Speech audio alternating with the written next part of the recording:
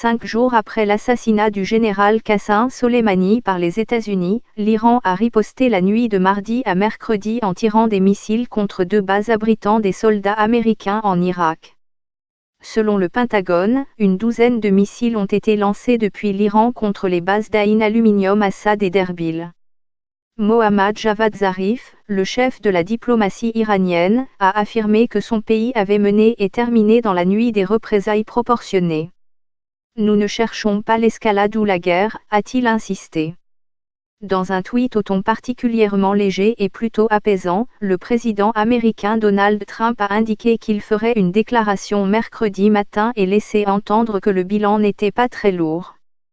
Les gardiens de la révolution iranienne, l'armée idéologique de la République islamique, ont conseillé à Washington de rappeler ses troupes déployées dans la région afin d'éviter de nouvelles pertes.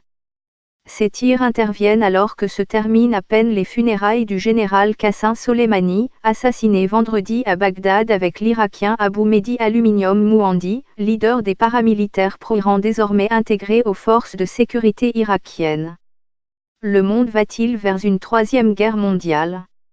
Des missiles balistiques ouvertement lancés depuis l'Iran sur des cibles américaines, c'est une nouvelle phase, a estimé Philip Smith, spécialiste des groupes chiites armés, rappelant que Téhéran avait tendance jusqu'ici à répondre via des factions, sans revendication.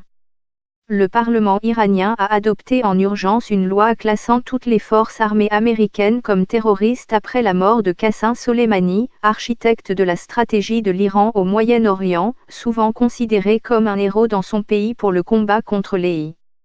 Mais alors qu'il avait personnellement menacé de frapper des sites culturels iraniens en cas de riposte militaire de Téhéran, Donald Trump a fait machine arrière. Selon diverses lois, nous sommes censés être prudents avec leur héritage culturel, a-t-il dit, avant d'assurer « J'aime respecter la loi ».